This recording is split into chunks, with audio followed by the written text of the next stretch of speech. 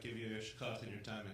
So, but second and more importantly, to ask you a question, one of the things that was very interesting about your piece was that you didn't focus on textual skills and students learning textual skills. So could you speak a little bit about how that might be part of your program? Sure. So we actually cover a lot of text in our program, but we cover it in a different way, as opposed to a teacher walking into a traditional classroom saying, what pasuk are we up to today? Which Rashi are we up to today? We start with the big idea, and then we find the appropriate text to fit into that big idea. For example, the kid blog entry you saw about the Beit Din, during our first month of the year when we focus on Chagim a lot, we taught them the parak of Masechet Rosh Hashanah, the Mishnah, the whole parak, and that was the springboard for their assignment. So we do a lot of text in that format, but it's all driven by the big idea as opposed to the text driving the engine. It's the ideas that are driving the engine. And we truly believe that that makes the connections for the kids, and that really ties it all together in a much more deep way. My question is, why isn't that integrated? Why are they seemingly, I know you suggest you have two tracks, one is more traditional versus, why is this not the overall school approach, being able to integrate these more skill-based approach within the context of being able to make it more relevant to the students' lives? Yeah, thank you for that question. The simple answer is a strategic one, frankly. We didn't really feel that all of our families were ready to take such a radical leap in changing how we structure Torah study. So we really started by offering it as an option and are overwhelmed by how many people immediately see the value of it. And what we're seeing is that now things are percolating, right? So now the students who are not in that track are saying, wow, they're doing fantastic things over there and things are exciting. Can't we have more of that over here? And they're starting to see how much the students are learning and how much their inspiration is growing. So God willing, we don't know for sure, but our expectation and hope is that over the course of several years, this is going to become a model for our entire school. What do you think is the biggest thing to be able to build that stakeholder buy-in into such an innovative program? I think the results, as you saw from the student testimonials and the parent testimonials, we gave a video camera to a secular studies teacher and said, take the kids outside and tell us what you think about Masorah. That's all we asked them. And I've been telling people, I couldn't have written a better script for what I wish they would have gotten out of Masorah. The buzz in the community and the parent involvement, that alone, we truly believe will create the reasoning and the idea that everybody in the school should be learning this way. And God willing, that is our hope and our plan, and over the next couple of years to move in that direction.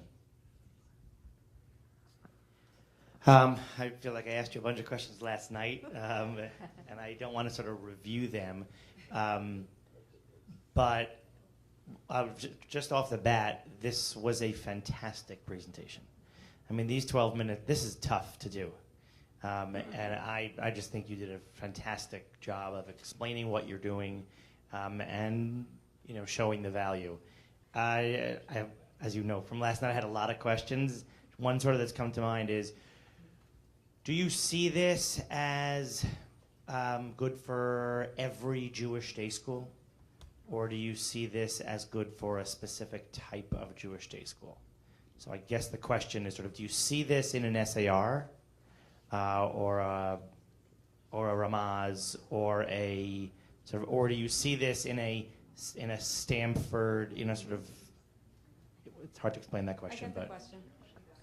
I think the answer is we see this in every single Jewish day school in the whole world. I think that learning with big ideas and starting with themes and relevant material that create the excitement and the joy is understanding by design. That's the model. It's thank you. It's really the way to learn. It creates connections and relevance and meaning for the kids. I can't imagine any school that wouldn't want that. And I think our hope is that we're able to spread this to every single school. Just as a follow-up question, I want to hear the answer. It's going to sound like I'm asked. I'll say it. Okay. Your Ulpan kids, will they be able to pick up a Siddur and read the Siddur? And does that matter? Sure. So remember that the periods of the day that we described are on top of regular Hebrew classes, which are still happening for all our students, integrated together every day. And on top of Tefillah, which of course is still happening with an educational component for all our students every day. The Tefillah time period, which is 5 periods a week, the Ivrit time period and the Tefillah time period, they're together with all of their peers, so they have that camaraderie as well. This is 9 periods a week out of the entire week where they're separated, but they certainly are learning Hebrew reading, writing, dikduk, Tefillah, and all those other very important skills.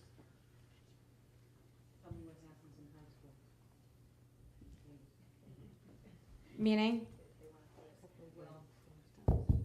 What happens to these children when they've had this phenomenal middle school experience, Well, by the time and they then get they to go high school, to a regular by the high time school? they get to high school, all of the high schools will be teaching in the same way, so it won't be a problem. But I think that high school entrance is not just a test. It's an interview. It's a process. It's getting to know the deep thinkers that we are going to hopefully be producing. One of the great feedbacks we got from parents this year, they had graduates who have gone through our school and now have them in high school. They told us that not only are the kids enjoying your classes, but the dinner table is now discussions between the 5th grader and the 9th grader, and the 5th grader is on the same intellectual level as the 9th grader because they are discussing things in such a deep and rich way that it's opened the door for this deeper, higher order thinking and all that other, those types of skills and ideas will come through at a high school interview, and in fact we think these students will have a lot to add to a typical high school class. And the only thing I would add to that is what happens next is our goal. We're trying to create kids who will be inspired and committed to want to go on and become lifelong learners.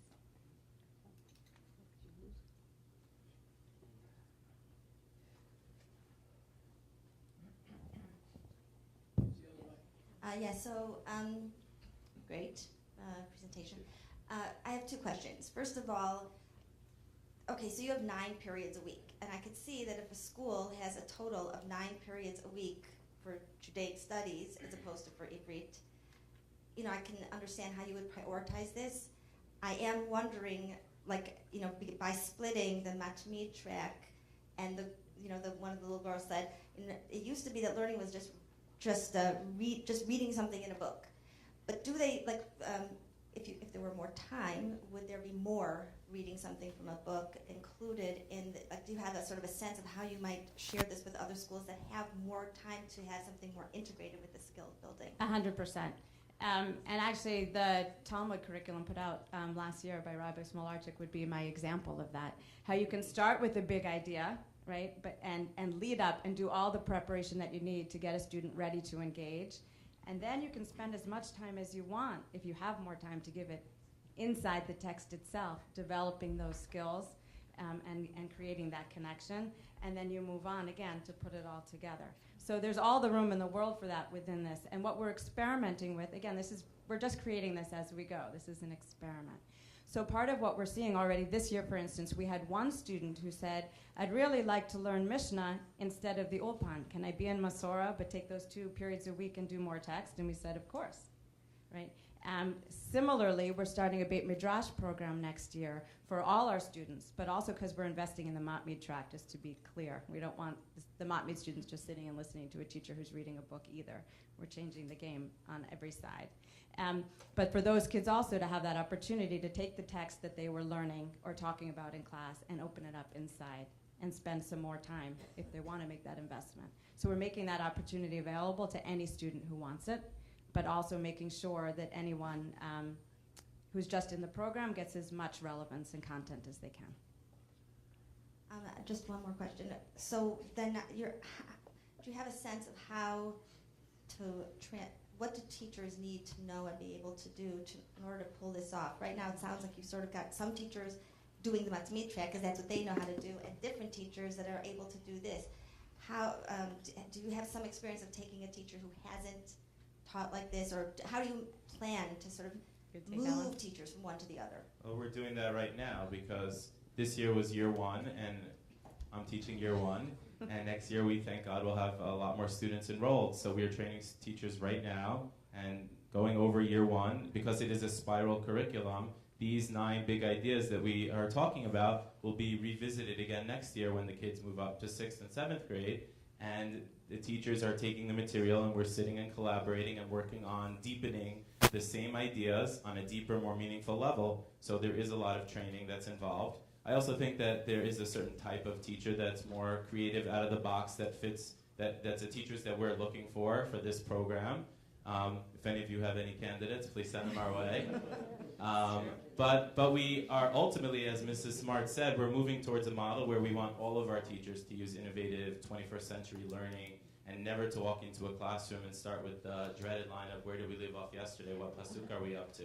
That's not what we want. And you know, it is a challenge to work towards that, but we're working very hard to make sure that every Jewish studies class in our school is innovative and the kids come out of there loving what they're learning.